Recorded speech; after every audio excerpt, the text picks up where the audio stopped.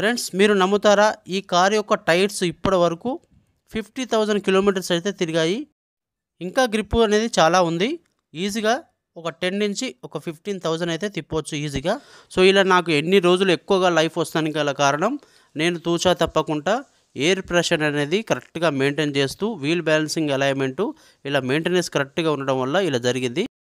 Air ప్రెషరేగా ఇందులో ఏమున్నది అని తీసిపారేయద్దు. దీనివల్ల చాలా లాభాలు ఉన్నాయి, ఎన్నో నష్టాలు ఉన్నాయి. అవన్నీ క్లియర్గా తెలుసుకుంటారు ఈ వీడియోలో. Hello hi friends, welcome back to our channel car driver vlogs. Friends ఈరోజు ఈ వీడియోలో మన కారు యొక్క టైర్ ఎయిర్ ప్రెషర్ గురించి చెప్తాను. సో చాలామంది టైర్స్లో బిగినర్స్ కానివ్వండి, new drivers and self drive చేసుకునే ఓనర్స్ గిన ఎయిర్ ప్రెషర్ అనేది టైర్లో ఎంత ఉండాలి, కరెక్ట్ లెవెల్ అనేది ఎంత అనే దాని గురించి అయితే చాలా మంది తెలియదు, ఎక్కువ తక్కువ పెట్టిస్తుంటారు. సో టైర్లో మెయిన్ ఎయిర్ ప్రెషర్ అనేది కరెక్ట్గా ఉండాలి.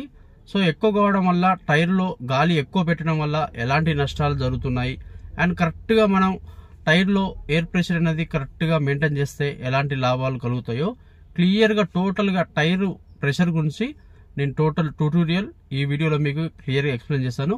ఫ్రెండ్స్ ఈ వీడియో మీకు చాలా బాగా ఉపయోగపడుతుంది. ఖచ్చితంగా ప్రతి ఒక్కరు లాస్ట్ వరకు చూడండి.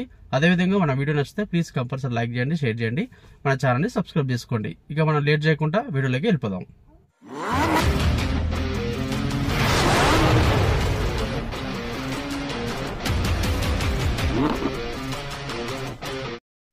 వాస్తవానికి కారు టైర్లో గాలి ఒత్తిడి ఎంత ఉండాలి అనేది కారు మోడల్, టైరు పరిమాణం, టైర్ యొక్క సైజుపై ఆధారపడి ఉంటుంది.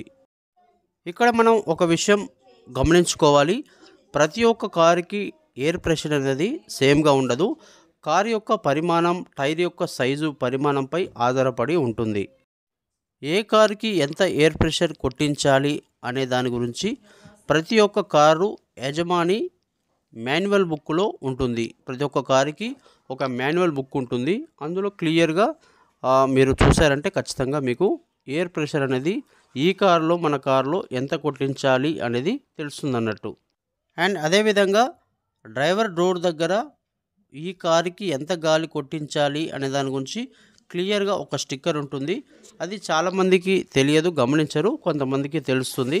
అది ఎక్కడ ఉంటుంది, దాన్ని మనం ఎలా అర్థం చేసుకోవాలి అనే దాని గురించి ఇప్పుడు మీకు క్లియర్గా చూపిస్తాను, దాని గురించి వివరిస్తాను. ఓకే ఫ్రెండ్స్ గమనించండి, ఇక్కడ నేనైతే డోర్ ఓపెన్ చేశాను. డ్రైవర్ డోర్ ఓపెన్ చేసిన తర్వాతకి ఇలా కింది సైడ్ ఒక్కసారి గమనించండి.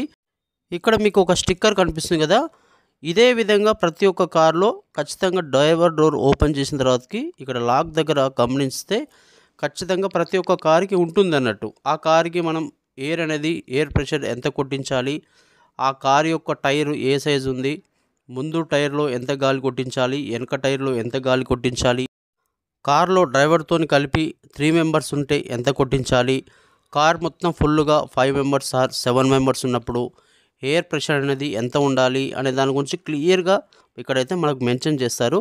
సో ఇక్కడ మనకి ఎలా ఉందో ఆ విధంగా మనమైతే మెయింటైన్ చేస్తే చాలా మంచిది అన్నట్టు. టైర్ ప్రెషర్ అనేది కరెక్ట్గా ఉంటుంది. Tyre loading information, cold tyre inflation pressure. Friends గమనించండి, ఇక్కడ ఒక నెంబర్ ఉంది కదా, 205/65R1695S. ఇది ఈ కారు యొక్క సైజ్ అన్నట్టు, టైర్ సైజ్ అన్నట్టు.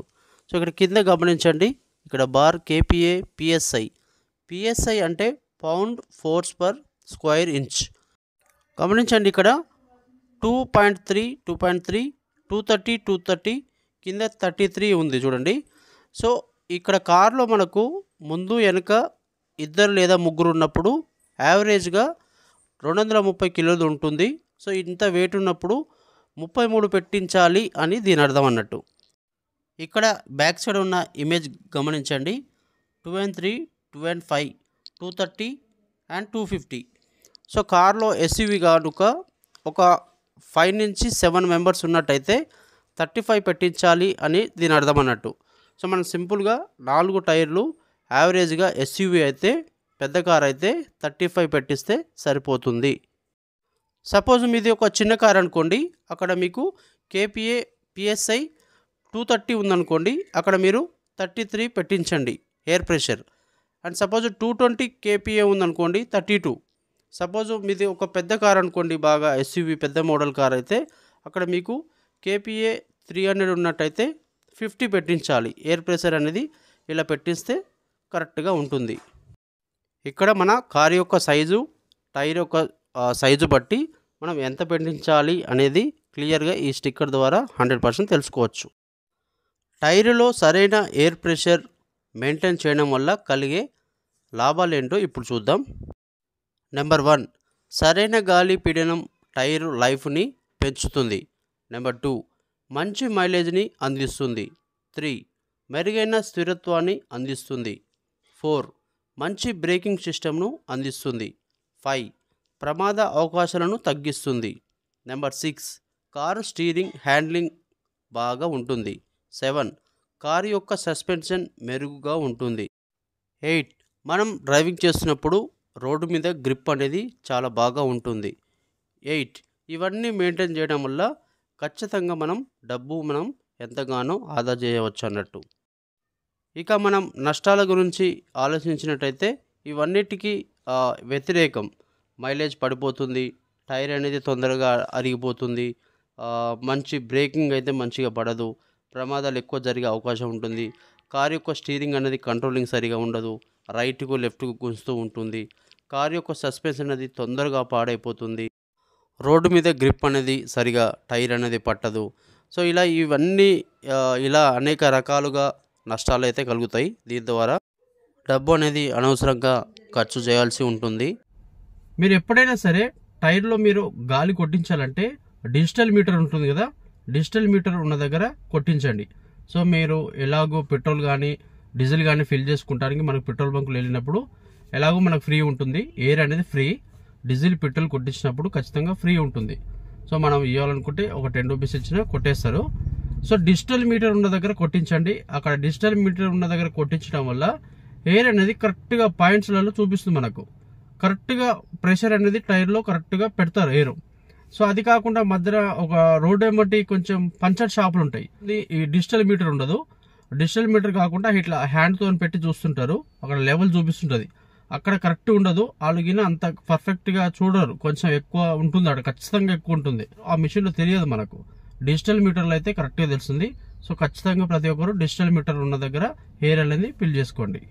కొన్ని రకాల హై ఎండ్ మోడల్ కార్స్లలో మన కార్ యొక్క టైర్లో ఎయిర్ తక్కువ ఉన్నప్పుడు ఈ ఇన్స్ట్రుమెంట్ క్లస్టర్లో ఒక సింబల్ షో అవుతుంది. ఇక్కడ చూపిస్తున్న చూడండి, డిస్ప్లేలో మార్కింగ్ చేస్తున్నాను.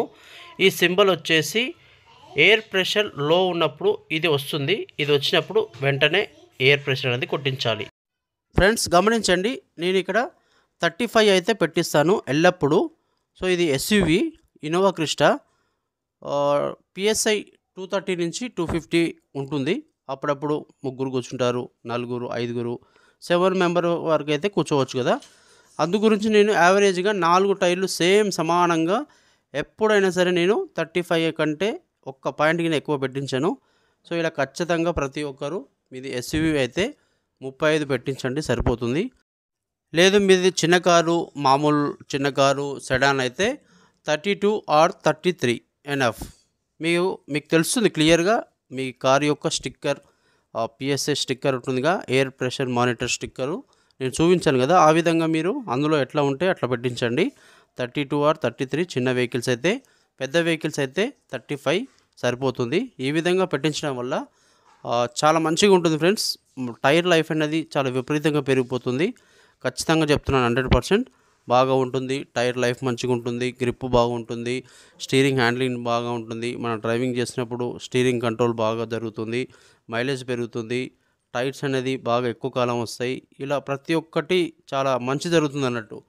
ఓన్లీ టైరు కరెక్ట్గా ఎల్లప్పుడూ టైర్ ప్రెషర్ అనేది కరెక్ట్గా పెట్టించడం వల్ల మీరు ప్రతి ఒక్క 10 days 2 weeksకి ఒకసారి ఖచ్చితంగా మీరు ఎలాగూ పెట్రోల్ కానీ డీజిల్ కానీ ఫిల్ చేసుకుంటానికి పెట్రోల్ బంక్కి వెళ్ళినప్పుడల్లా మీరు కొంచెం టైం కేటాయించి ఇలా మీరు ఖచ్చితంగా కరెక్ట్గా ఉందా లేదా ఎయిర్ అనేది పెట్టించుకోండి. మనకు ఎన్ని పాయింట్లు తక్కువ ఉన్నది అనేది క్లియర్గా చూపిస్తుంది.